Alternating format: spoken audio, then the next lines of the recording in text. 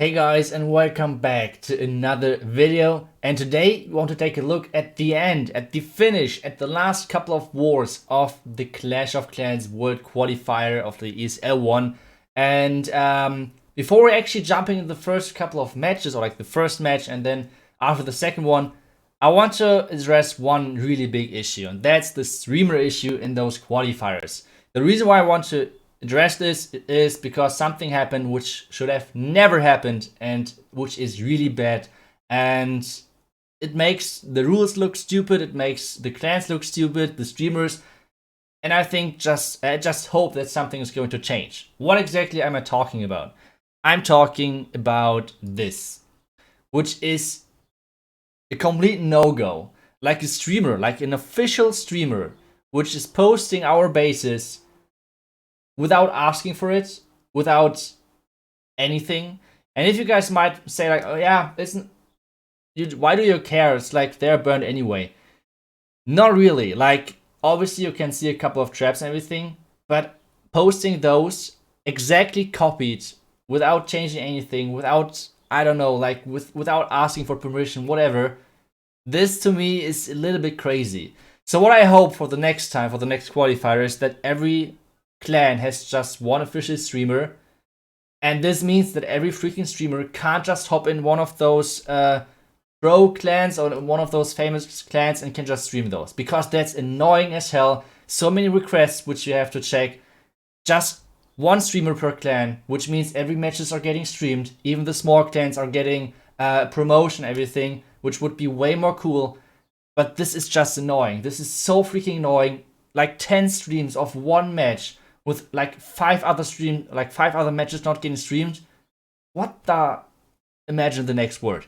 So this was the first thing which I want to talk about, which is, if you ever have this guy requesting to your clan, even if it's in the rulebook, just decline it. If you're getting disqualified for this, then it's up to ESL to decide what is going to happen. But this is, I'm super pissed about that, and you guys, I think you noticed that, but well, let's get into the text. Let's get into our warlock, and you guys can see already from this point on, we lost our last match, sadly. Like, the war against Metal was like a different league, so that was not the qualifier one. We had a war against Team Kesso, and we had a war against Blaze JP, who were fighting from the clan Fight for Liberty. So those were our last two opponents.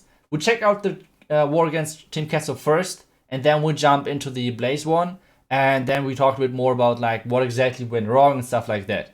First off, since we jump into the first war, one thing, our bases were the best bases most likely in the entire tournament. I think over the entire tournament, we caught like 3 or 4 triples overall. I think 4 triples overall, which is crazy considering that we faced clans like Team Castle, Blaze, we faced MCS, like so freaking many good clans, and still only like 4 triples over the entire tournament.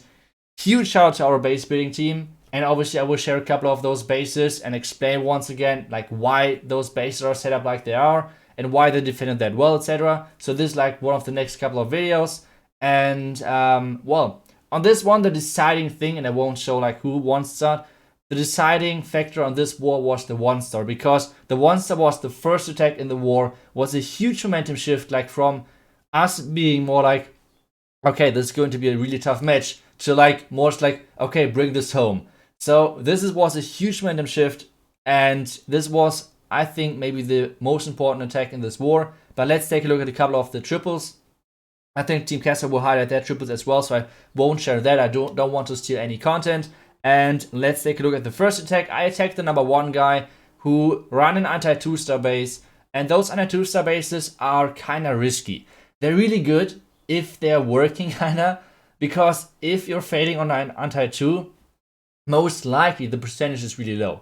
That's one of the big plus points of those bases and of those and why people are running those. So this is a huge thing about those bases. They're crazy good, and they're making people make silly mistakes most of the time. On this one, the big weakness to the space which I saw was the top compartment, like this compartment over here. Because first off, is that in Multi-Inferno Tower, which is right now just straight up trash. And the next thing, the clan castle was just right in behind so it was an easy clan lure for me, like clan castle lure, and yeah, just easy access. Why exactly are the multi-inferno towers not as good? Because you can just easily charge them. So if you have a multi-inferno tower, the one thing which you have to do, you have to protect this multi-inferno tower to make sure that no one can charge this. Otherwise, yes, you can run a multi-inferno tower, but if you can charge this multi-inferno tower somehow, just switch it to a single inferno tower. That's like the best thing you can do right now. It's kind of sad, but that's how the game works right now with so many high HP heroes and with so many high HP troops in the game. And it feels like most of the time for hybrid, for example, because like that's not a high HP troop, or that's just more like a swarm troop, which means there are a lot of troops around there. You can't really deal with that with a multi-inferno tower because the damage of the multi-inferno tower is just too bad. Like, there's no damage of the multi-inferno tower, so you can easily heal through that. A wizard tower feels like sometimes it's dealing more damage than a multi-inferno tower. So I hope that one thing is getting changed to the multi-inferno tower, maybe getting more targets or something like that, because only 5 targets feels like it's so weak. Like, there are so many troops. Like, at the beginning, at Town Hall 10, for example, there was a certain amount of army capacity which you had. And with Town Hall 13 and probably even like more Town Hall levels later on, we have that there are so many troops at some point that those 5 beams are getting more like close to useless. So I think with leveling up Inferno Towers, especially on the high Town Hall levels, for example at Town Hall 13, they should get more beams, because this would help a lot. And I don't know, maybe more beams are even useless, but I just think multi-inferno towers right now are such in a bad spot, and it's super risky to use them. So yeah, that was the first attack on this base. And let's take a look at the next base, which got attacked from Evecheck.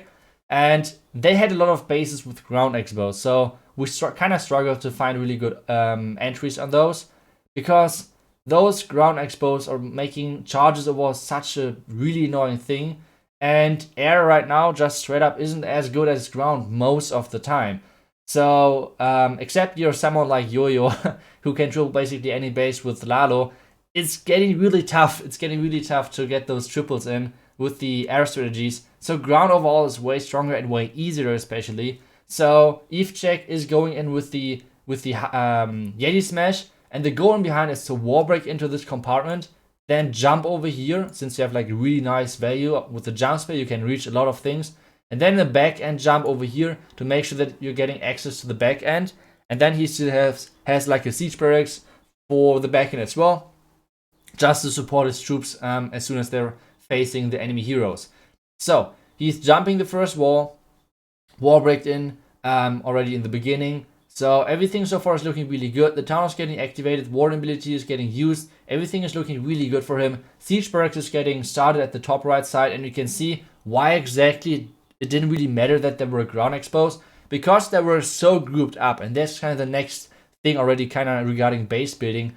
If you're clumping up your expos so close to each other, Yeti Smash doesn't really care about ground expos at this point, because you can just overpower the part with like a warden ability, with like a heal spell, stuff like that. And this makes those ground expos kind of useless. Yes, it's really hard to charge them, but just spam wise, Yeti Smash wise, it makes kind of no difference. So that's one thing which you have to notice when you're having like those huge expo farms. So that was like a nice idea of Evecheck.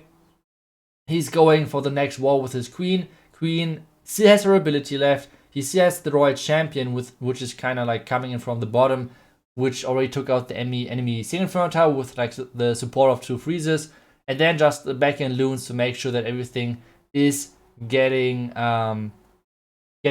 tripled and like getting clear. So nicely done by him. This is going to be the second triple for us in the Team Castle War. And like I said, like the result, or like overall the outcome of the war, was all based on the first attack. So next attack is going to be from Lex, which had a crazy good tournament as well. Overall, he had he went 5 out of 7. Like, we had overall 7 attacks, like 7 wars. So this means 7 attacks for everyone. And yeah, like I said, he had overall 5 triples out of those 7 attacks. So crazy good job by him. by him, really nicely done. And yeah, let's take a look at this chart, which is really nice. And if you guys are thinking like, okay, this defender, I don't know what he's doing, but something is going wrong with all of those open walls. Just take a look at all of those open walls over here. It's crazy. So the reason behind that is that you just can't wall break. You can't wall break into anything. You can't target this wall. You can't target this, like this wall, this wall. There's a hole, by the way, once again behind that. So you can't target any of those walls over here to actually enter. So as a base builder, you can always kind of predict where the queen is going, which makes placing traps and everything way easier. So this is the reason why there are so many holes on the base. And actually, I think this is going to be the, like, this is already meta, but this is going to be more and more popular at some point, more and more often, because it's so crazy strong and it's so annoying to deal with as an attacker if you can't really predict how your troops will go. And meanwhile, he's going in with the king and his siege barracks from the bottom. And then the idea is to kind of just send the hybrid through the core, because it's so compact, which means it has such a good value overall for the hybrid that the groups of troops can just be grouped up. They can always rely on those spells, which you can just span through that. And it's just an insane value regarding the spells and everything. Now the rage spell, just take a look at how much value they're getting from that. And now the last seal, everything is grouped up. Everything is so central. Like, it's super nice value of those spells. So really nicely done. And yeah, the last couple of seconds are just cleanup from this base. Bomb tower got healed. And the string traps at this point are way too late because the base is already dead, kinda. So the queen will clean up everything else, which the miners can't clear already. Now the royal champion with her ability still can use her ability. As soon as the wizard tower is down, he will most likely do that. Yep, here we go. And now the cannon is going down, mortar is going down. This means it's going to be another triple. So nicely done by the team. Once again, 13 stars. And well, now we're getting to the last war. Now we're getting into the last war of the day, which was against Blaze. And well, that was an unfortunate one, because if we take a look at even more statistics of our team, I already told you guys, Lex went 5 out of 7. And if we take now a look at the next statistics, which are mine and Eve checks, we went over the entire tournament 6 out of 7. I had an average destruction of 99% and Eve check of 95. And of course, no one is tripling this freaking last war. Like, one triple would have been most likely be enough to get us the victory. But well, it wasn't going to happen. I don't know, everyone was not feeling it at this war, so it was super unfortunate. But yeah, this is how we finished this one. GG to Blaze. They had really annoying bases to deal with, you have to admit that, so GG's to them. Best of luck to them as well in the qualifier. We will cheer for you guys, because otherwise we would look bad. So yeah, GG's to you guys. And well, that's it for today's video. I hope you guys enjoyed it, and let me guys know what you think about the streamer issue. Let's put it like that down below in the comments, because for me it's just super annoying. Every war should get streamed. Not every streamer should just like go and take a look for the top clans and stream those. It's just annoying. Give the small clans a place for attention as well. Like, try to figure out how to contact orcs, like give them a playing field and everything. That would be just fair overall. And well, thank you guys so much for watching. I hope you guys enjoyed today's video. I will see you guys back tomorrow. And until then, see ya guys, and bye bye.